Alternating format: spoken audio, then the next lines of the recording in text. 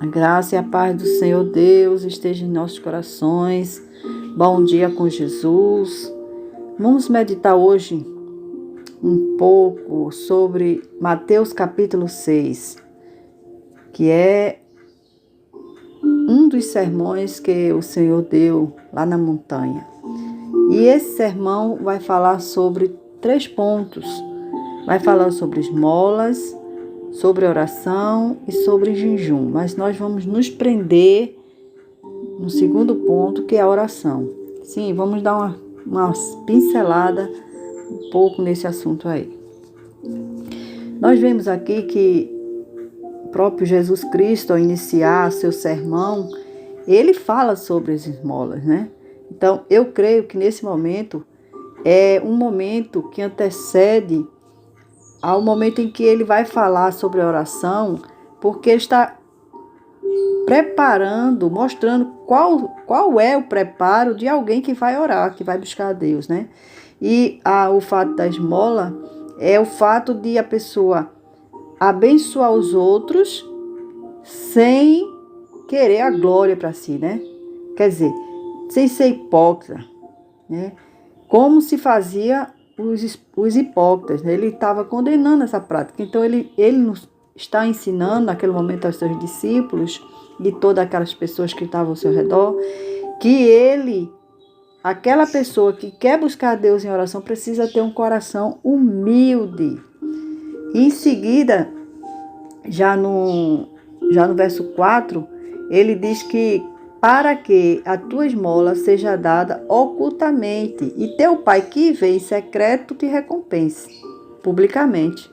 Então ele está dizendo assim, faça a ação, a boa ação, seja dando esmola, seja ajudando alguém, seja aconselhando, seja o que você for fazer por alguém, que você faça de maneira em querer agradar a Deus. Porque Deus está vendo o que você está fazendo.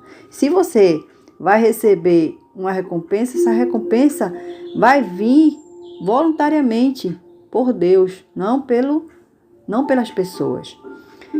Já no verso 5, ele já começa a introduzir acerca da oração. É quando ele diz, e quando orares, não sejas como os hipócritas. Por que ele falou primeiro dessa situação dos hipócritas? Porque ele queria nos falar para a gente não ser igual a eles. Então, para quando orarmos, não termos um coração soberbo, mas sermos humildes e procurarmos entender que ao entrarmos em oração, a glória não é nossa e sim de Deus. Ele diz, e quando orares, não seja como os hipócritas, pois se comprazem orar em pé nas sinagogas e às esquinas das ruas para serem vistos pelos homens. Ele diz, em verdade, vos digo que já receberam o seu galardão. Qual galardão? De ser visto pelos homens. Né? Qual galardão? A recompensa da glória dada pelos homens, em achar que aquela pessoa é uma pessoa que ora, é uma pessoa que tem uma oração poderosa e que, infelizmente, nós vemos muito isso ainda nos nossos dias, de pessoas que tentam fazer uma oração de maneira que venha a trazer glória para ele mesmo. E alguém dizer que oração maravilhosa, que oração poderosa, porque a oração, na verdade, não é poderosa. Poderoso é aquele a quem nós estamos orando. E no verso 7, ele ensina novamente, e orando, não useis de vãs repetições como gentios, que pensam que por muito falarem serão ouvidos.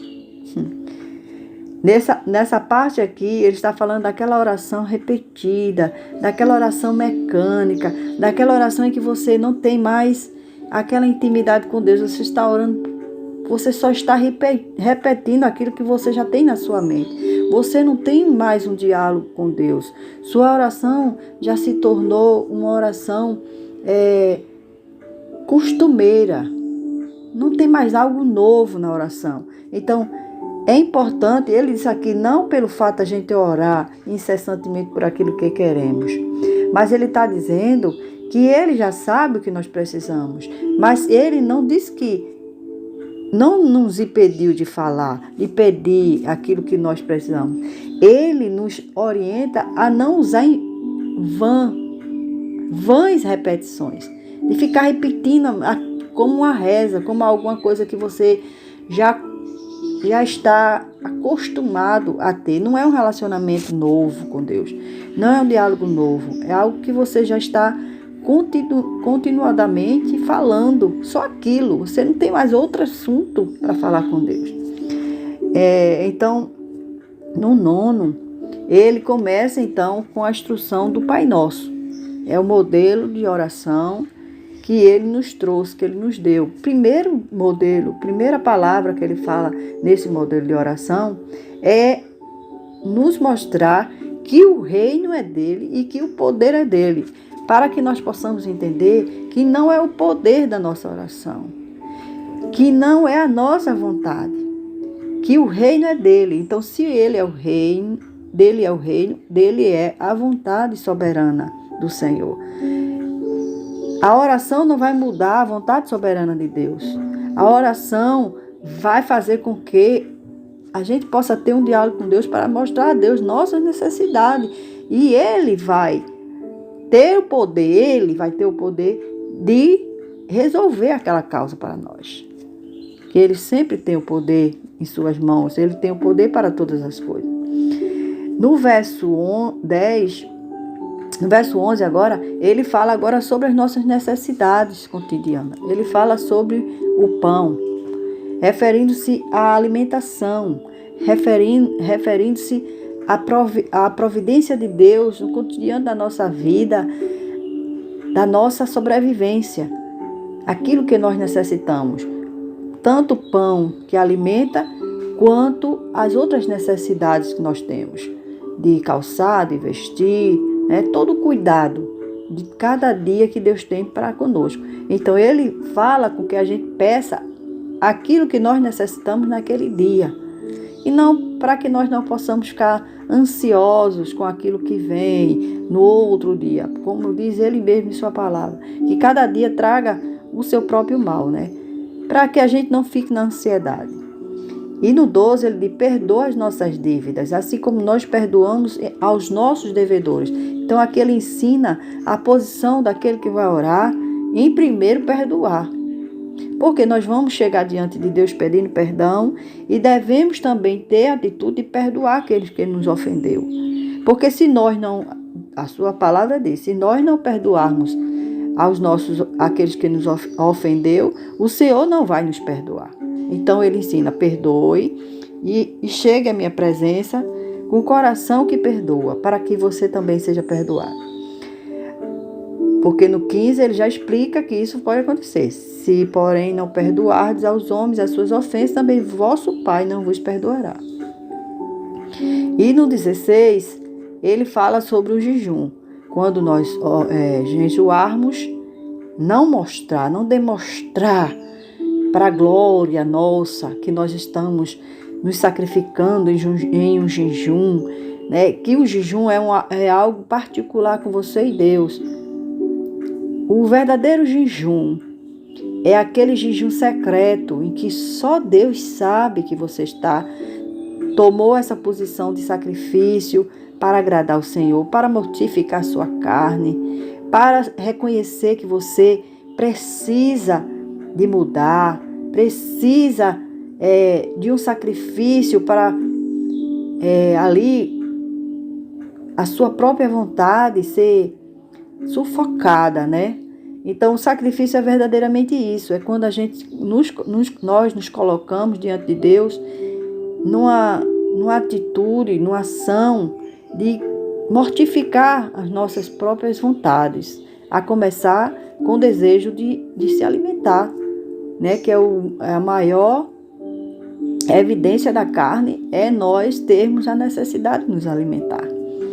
No 17, ele explica como nós fazemos esse jejum, para que as pessoas não percebam que estamos fazendo aquele jejum. Se manter com o rosto sempre de maneira que não demonstre a sua necessidade de alimentação. Ungir a cabeça, ficar sempre bem bem colocado, não ficar entristecido, não ficar abatido, mas pelo contrário, demonstrar que está bem, né? Não demonstrar para os outros que está passando a necessidade da alimentação.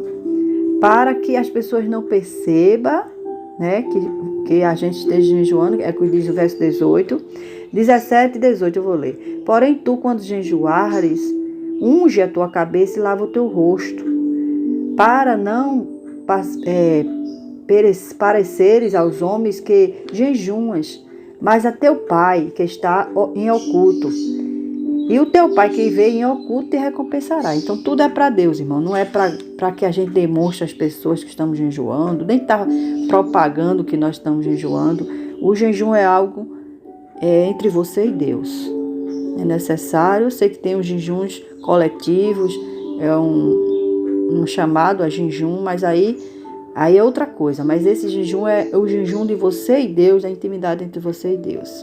Vou ficar por aqui a concluir esse verso 18, e com a graça de Deus, se Deus permitir, nós vamos estarmos continuando falando sobre a importância da oração. Que Deus nos abençoe, que a graça de Deus permaneça em nossos corações, hoje e para todos sempre.